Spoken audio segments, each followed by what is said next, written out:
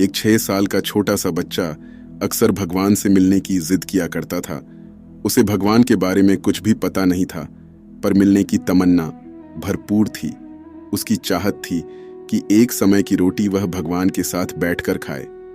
एक दिन उसने एक थैले में 5-6 रोटियां रखीं और भगवान को ढूंढने के लिए निकल पड़ा। चलते चलते वह बहुत दूर निकल आया। संध्या का समय हो गया। उसने देखा एक नदी के तट पर एक बुजुर्ग माता बैठी हुई हैं, जिनकी आंखों में बहुत ही गजब की चमक थी, प्यार था, किसी की तलाश थी, और ऐसा लग रहा था जैसे उसी के इंतजार में वहां बैठी उसका रास्ता देख रही हों।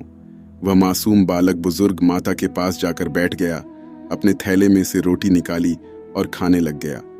फिर उसे कुछ याद आया तो उसने अपना रोटी वाला हाथ बूढ़ी माता की ओर बढ़ाया और मुस्कुरा के देखने लगा। बूढ़ी माता ने रोटी ले ली। माता के झुर्रियों वाले चेहरे पे अजीब सी खुशी आ गई। आंखों में खुशी के आंसू भी थे। बच्चा माता को देखे जा रहा था। जब माता ने रोटी खा ली तो बच्चे ने एक और रोटी माता को दे दी। माता अब बहुत खुश थी, बच्चा भी बहुत खुश था। दोनों ने आपस में बहुत प्यार और स्नेह के पल बिताए।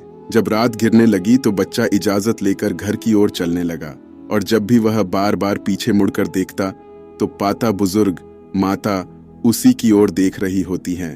बच्चा घर पहुंचा तो माँ ने अपने बेटे को आता देखकर जोर से गले से लगा लिया और चूमने लगी।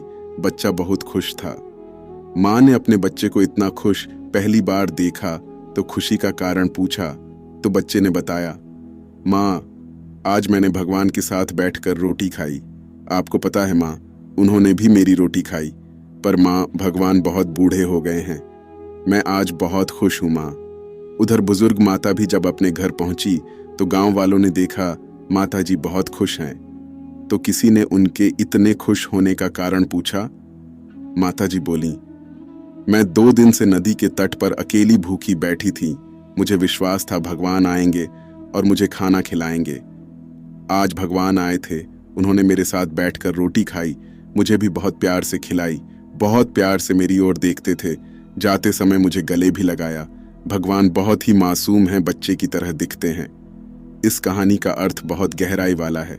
वास्तव में बात सिर्फ इतनी है कि दोनों के दिलों में ईश्वर के लिए सच्चा प्रेम था, और प्रभु ने दोनों के लिए, दोनों में ही ईश्वर खुद को भेज दिया।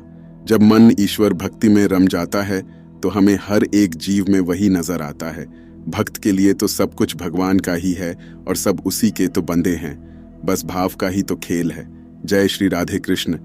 ईश्वर आपको सदैव प्रसन्न रखें।